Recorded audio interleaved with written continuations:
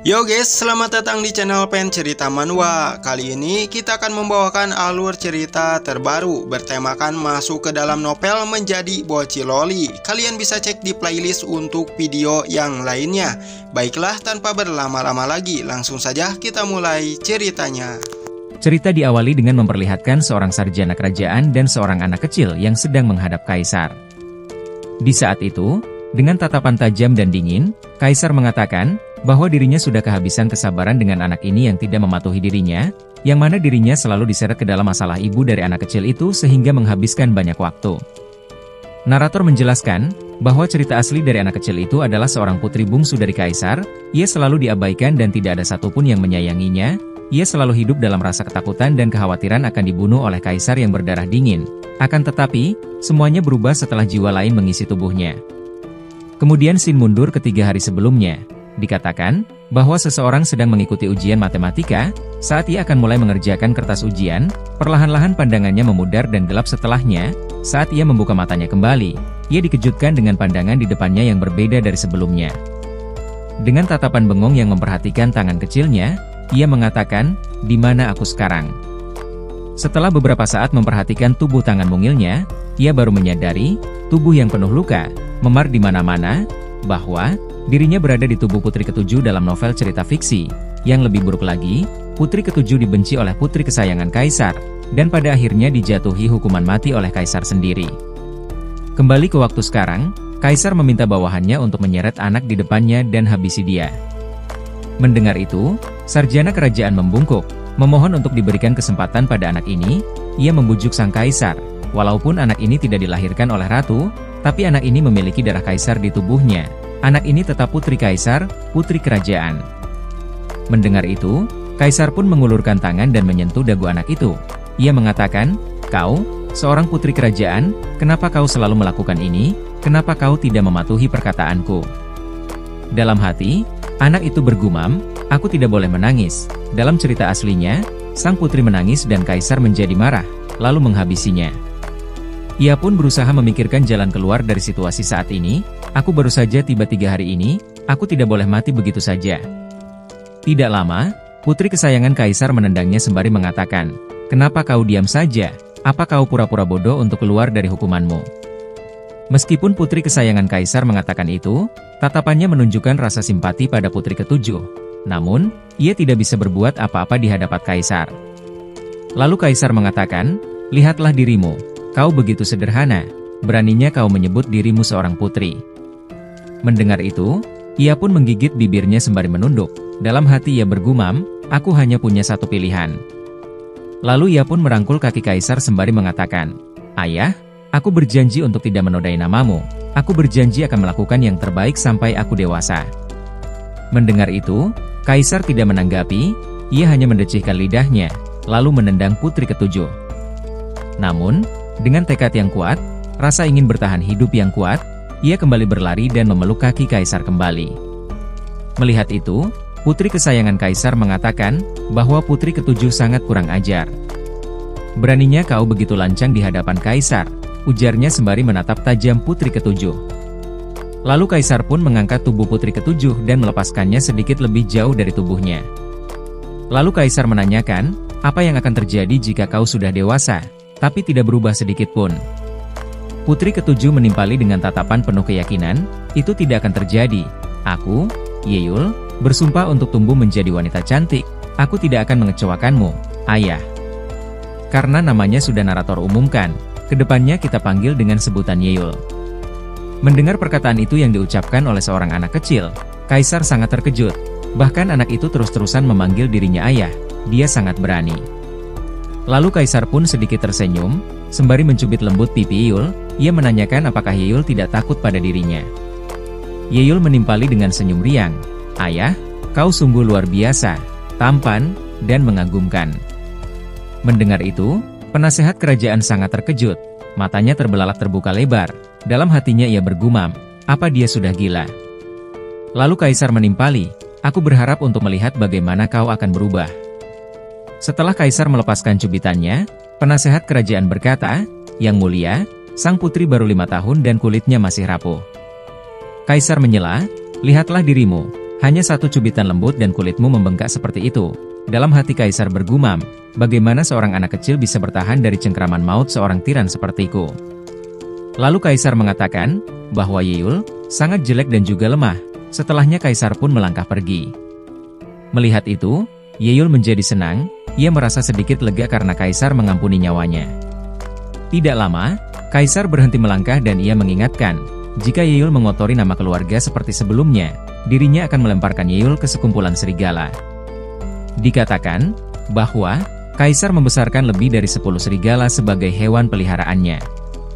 Dijelaskan bahwa setiap orang yang menentang atau membuatnya marah, mereka akan melemparkannya ke hutan dan menjadi makanan para serigala itu. Dikatakan juga bahwa kaisar sangat menikmati saat menyaksikan para serigala itu mencabik-cabik makanannya dari jarak yang aman di atas ketinggian. Kemudian scene berpindah, terlihat Yeol sedang berjalan menuju ke kediamannya.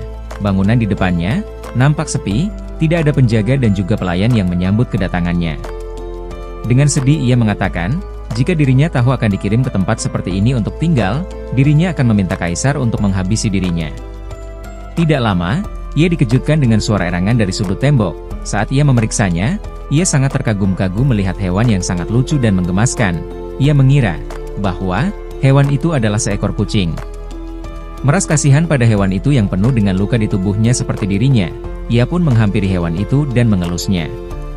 Sembari mengelus kepala kucing itu, ia memberikan nama Kitty pada hewan ini. Saat ia memeluk kucing itu, perutnya berbunyi, menandakan bahwa dirinya sangat kelaparan.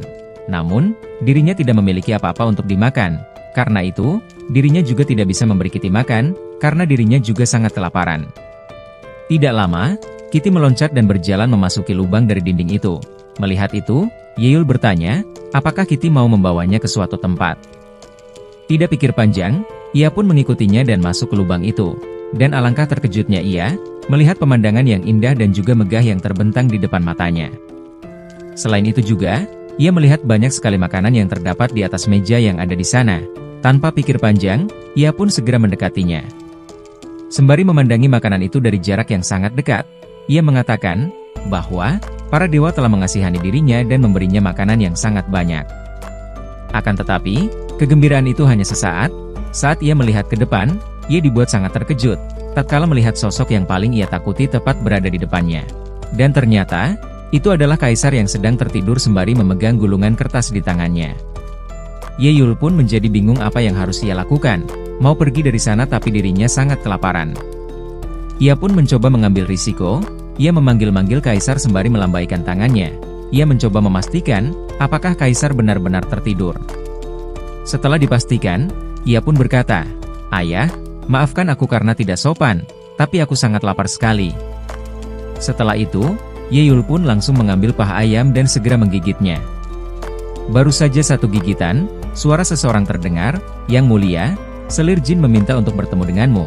Mendengar itu, Yeol sangat terkejut sampai paha ayam yang ia pegang terjatuh. Namun, beruntungnya, kaisar belum terbangun. Yeol pun langsung bersembunyi di bawah kolong meja agar tidak diketahui sang kaisar. Dalam hati Yeol bergumam, jika kaisar menemukanku, dia pasti akan menghabisiku. Saking ketakutannya ia, wajahnya menjadi pucat, keringat mulai membasahi mukanya. Tidak lama, kaisar terbangun dan langsung menanyakan, "Apa yang membawamu ke sini?" Selir itu menimpali, bahwa dirinya ingin melihat kaisar. Ia mengatakan juga, bahwa dirinya belajar tarian baru dan ingin menunjukkannya pada kaisar. Bersamaan dengan itu, makanan yang dibawa Yeol terjatuh menggelinding ke dekat kaki kaisar. Dengan polosnya, ia meraba-raba mengambil makanan itu. Walaupun selir itu menggodanya, kaisar tetap tenang tanpa ekspresi. Ia mengatakan, "Betapa baiknya kamu sampai memikirkanku." Lalu ia meminta selir itu untuk menunjukkannya dan jangan berhenti sampai dirinya menyuruhnya. Selir itu pun mulai menunjukkannya. Gerakan demi gerakan ia tunjukkan, dari awal sampai pertengahan tidak ada hambatan. Saat ia berputar-putar, kainnya terinjak dan jatuh ke pelukan kaisar. Tanpa basa-basi, kaisar meminta penjaganya untuk membawa selir itu pergi. Dengan sigap, penjaga itu pun langsung menariknya keluar menjauh dari kaisar. Melihat itu, Yeol menjadi sangat panik. Betapa kejamnya dia, apa dia tidak punya belas kasihan? Yeol pun berharap kaisar itu segera pergi dari sana. Tidak lama, Yeol kembali dikejutkan dengan suara ketukan di atas meja. Lalu suara kaisar menimpali, "Berapa lama kau akan tinggal di bawah sana? Apa aku perlu datang sendiri?" Wajah Ye Yul menjadi semakin pucat. Apa dia tahu aku ada di sini? Dia pasti akan memenggal kepalaku. Ye Yul pun mencoba memberanikan diri untuk keluar. "Ayolah, angkat dagumu, semua orang pasti akan mati," gumamnya. Akan tetapi, saat ia akan beranjak keluar, suara Kitty terdengar. Saat ia menoleh, Kitty sudah berada di tangan kaisar dan sedang diberi makan. Melihat itu, ia pun sedikit lega. Ia kira kaisar berbicara padanya, tapi ternyata pada Kitty. "Apa Kitty milik kaisar? Aku akan menyelinap pergi setelah kaisar tidak ada," gumamnya. Tidak terasa, waktu berlalu begitu saja. Saking bosannya menunggu di bawah sana, Ye Yul sampai ketiduran. Beberapa saat kemudian, terlihat Ye Yul membuka mata. Namun, ia sangat terkejut saat ia menyadari bahwa dirinya berada di tempat duduk kaisar sebelumnya. Ia sangat kebingungan, kenapa dirinya bisa terbangun di atas sini. Lalu ia pun segera berlari pergi meninggalkan tempat itu. Saat ia akan memasuki lubang sebelumnya, Kitty datang menghampirinya. Melihat itu, ia pun berkata, "Kitty, apa kamu sedang menungguku di sini?" Lalu Ye Yul pun mengajak Kitty untuk segera memasuki lubang itu. Bersamaan dengan itu, kaisar memperhatikan kepergian Ye Yul memasuki lubang itu. Melihat tingkah lucu Ye Yul, kaisar pun sedikit tersenyum. Saat Ye Yul melewati lubang itu, beberapa orang sudah menunggunya. Tidak lama, tubuh Ye Yul pun diangkat oleh salah satu penjaga. Ia mengatakan, "Tuan Putri, lihat, apa yang aku tangkap di sini." Dan ternyata, yang menunggunya itu adalah putri kesayangan kaisar. Putri itu menanyakan, apakah Ye Yul yang menyelamatkan anak kucing itu. Dan terlihat, Kitty pun berhasil ditangkap oleh penjaga yang lainnya. Melihat itu, Ye Yul tidak tinggal diam. Ia langsung menggigit tangan penjaga yang mengangkat tubuhnya. Tubuh Ye Yul pun dihempaskan dan membentur bongkahan batu. Penjaga itu mengadu pada Tuan Putri. Ia mengatakan, "Tuan Putri, lihat, apa yang dia lakukan, ini sangat menyakitkan." Beberapa saat kemudian, terlihat, Ye Yul dan Kitty babak belur, luka dan memar memenuhi tubuhnya. Ternyata, Ye Yul dan Kitty sudah dibawa keluar dari kediamannya. Putri kesayangan kaisar itu pun melihat mereka berdua dari kejauhan bersama dengan para penjaganya. Tidak lama, Ye Yul dikejutkan dengan sekumpulan serigala yang datang menghampirinya. Merasa inilah akhir dari hidupnya. Ia pun menutup mata sembari memegangi kepala. Namun, setelah beberapa saat menunggu, dirinya tidak merasakan serangan serigala itu. Saat ia membuka mata, sepasang kaki berdiri tegak di hadapannya. Ternyata, itu sang kaisar. Melihat itu, Ye Yul pun menangis mengeluarkan air mata sembari berkata, "Ayah." Para penjaga yang menyadari kedatangan kaisar, mereka pun segera memberikan hormat pada kaisar. Melirik tajam pada putri kesayangannya, ia mendecih. Melihat itu, putri kesayangan itu pun menjadi sangat panik. Lalu kaisar mengangkat busur panahnya, dan kemudian menembakkan anak panah ke salah satu serigala itu. Terlihat, serigala itu pun berhasil terkena anak panah dan tumbang seketika. Melihat itu, putri kesayangan itu pun bergumam, dia membunuh serigala dengan tangannya sendiri hanya untuk menyelamatkan gadis Cina itu. Lalu kaisar pun mengangkat tubuh Ye Yul ke pelukannya dan akan membawanya pergi. Sebelum ia melangkah, Ye Yul meminta kaisar untuk menyelamatkan Kitty. Mendengar itu, kaisar sedikit terkejut, anak ini mengkhawatirkan binatang kecil daripada dirinya sendiri. Lalu scene berpindah ke beberapa saat sebelumnya. Terlihat, kaisar sedang mendengarkan musik sembari melihat keluar jendela. Tidak lama dari itu, kaisar langsung mengambil busur serta anak panahnya dan kemudian melompat keluar jendela. Melihat itu, penasehat kerajaan sangat terkejut dibuatnya. Ia menjadi sangat khawatir dengan apa yang sebenarnya terjadi. Ia tidak pernah melihat kaisar bertingkah seperti itu sebelumnya. Kembali ke waktu saat ini, kaisar meminta para pengawalnya untuk segera memanggilkan dokter kerajaan.